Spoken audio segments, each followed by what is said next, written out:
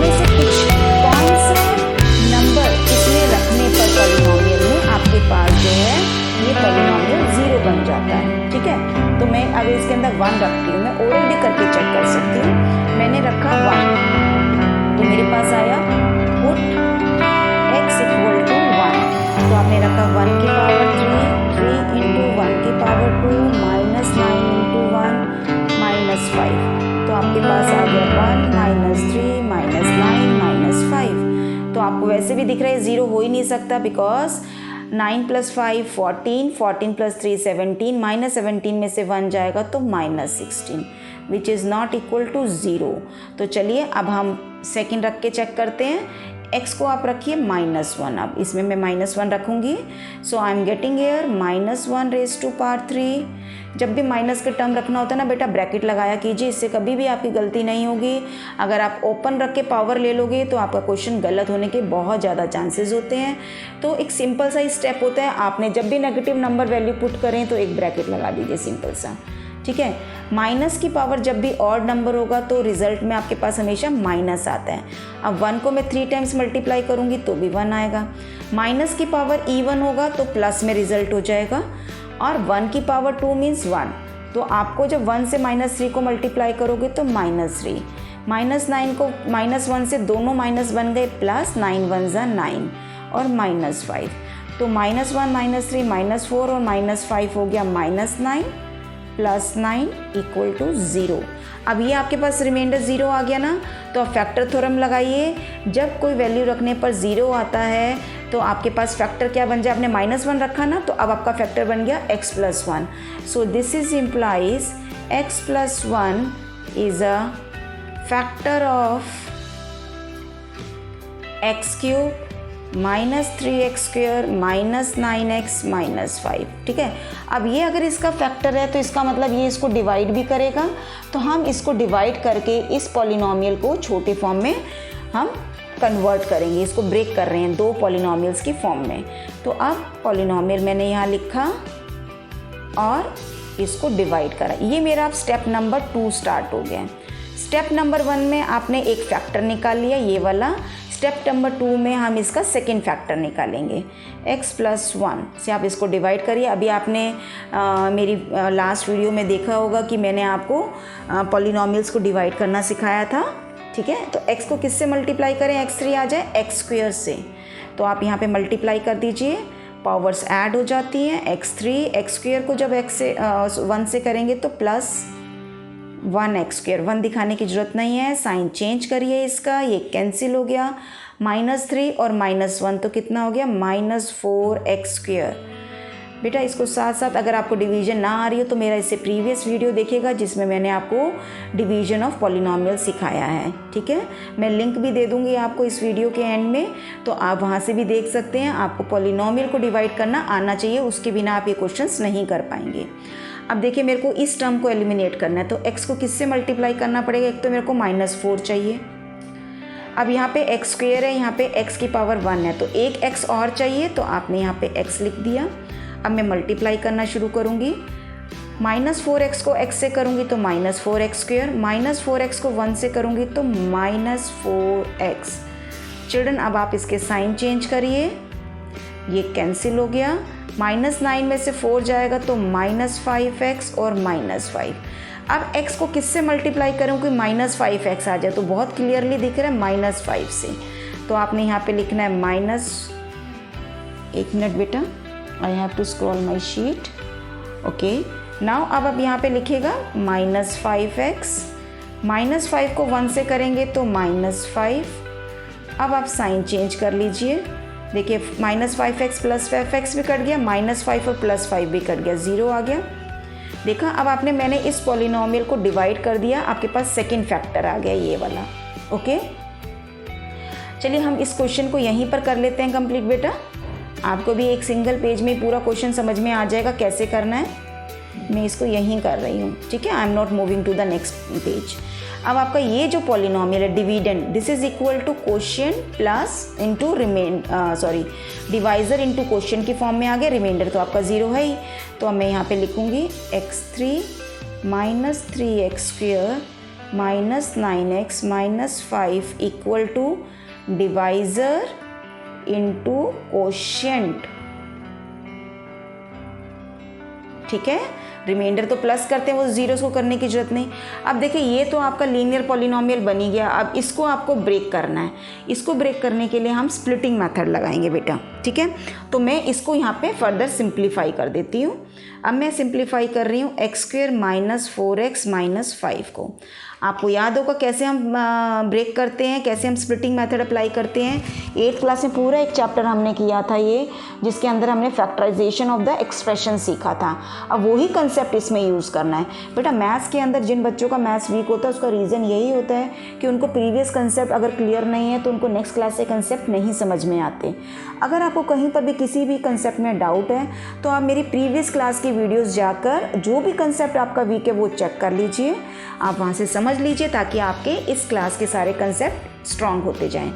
x² - 4x - 5 product मुझे क्या चाहिए होता है, इन दोनों टर्म का प्रोडक्ट, -5 × 1 -5। सम मुझे क्या चाहिए, मिडिल टर्म का कोफिशिएंट दैट इज़ -4। अब मुझे कोई दो नंबर ऐसे चाहिए जिनको मल्टीप्लाई करने पे ये आ जाए और प्रोडक्ट करने सम करने पर ये आ जाए। तो मैं क्या ले सकती हूँ, -5 × 1 और -5 + 1। देखिए -5 को 1 से करने पे -5 और -5 में 1 ऐड करूँगी तो -4। तो मेरे दो फैक्टर्स कौन से आ गए, एक तो -5 आ गया और एक 1 आ गया। तो अब मैं इसके साथ यहाँ पे लिख सकती हूँ x² - 5x + 1x - 5। अब इनके पेयरिंग बना लीजिए बेटा।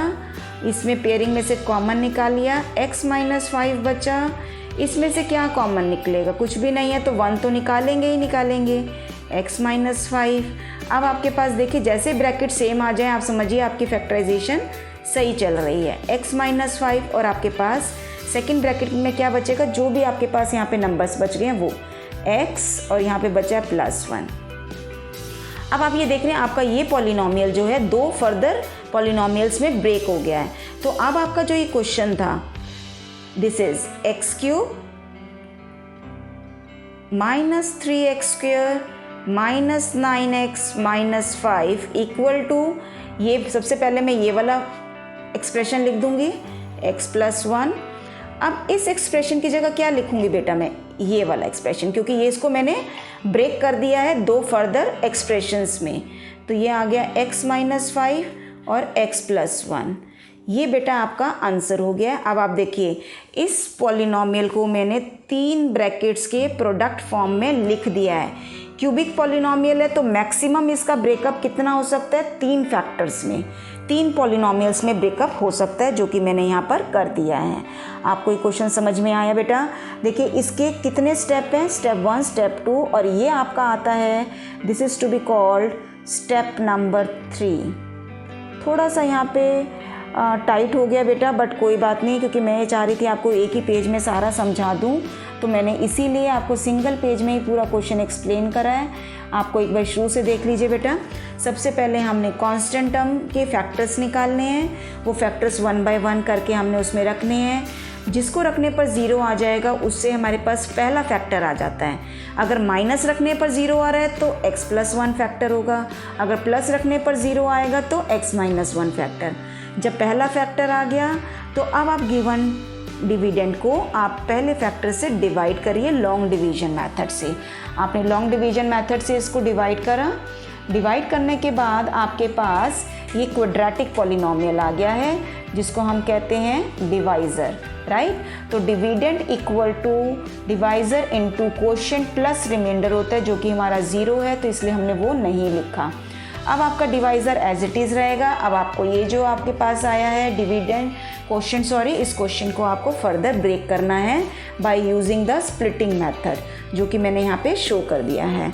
आपको ये क्वेश्चन समझ में आ गया होगा बेटा। अगर आपको ये वीडियोस अच्छी लग रही हैं तो अपने फ्रेंड्स के साथ भी शेयर करिए, ताकि वो भी इस वीडियोस का बेनिफिट उठा सकें। देखिए हमें जितनी चीज़ें एक दूसरे के साथ शेयर करते हैं ना, तो इससे हमें ये कोशिश करनी चाहिए कि दूसरे बच्चों को भी वो बेनिफिट उठा सकें। हो सकता है उनको मेरी इन वीडियोस के बारे में पता ही नहीं हो, लेकिन आपकी हेल्प से वो बच्चे भी इन वीडियोस की हेल्प से अपनी लर्निंग को स्ट्रॉन्ग बना सकते हैं। अब बेटा आपने सेम इस क्वेश्चन को खुद से करना है। पहले इसके फैक्टर्स निकालिएगा। फैक्टर्स निकालने के बाद आप उसके अंदर पहला फैक्टर निकालेगा फैक्टर थ्योरम लगा के, फिर long division and then splitting method.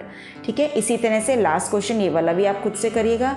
अब ये लास्ट के third and fourth question is for yourself. If you like my videos then press the like button and share it with your friends. Thank you for watching this video. Bye bye children.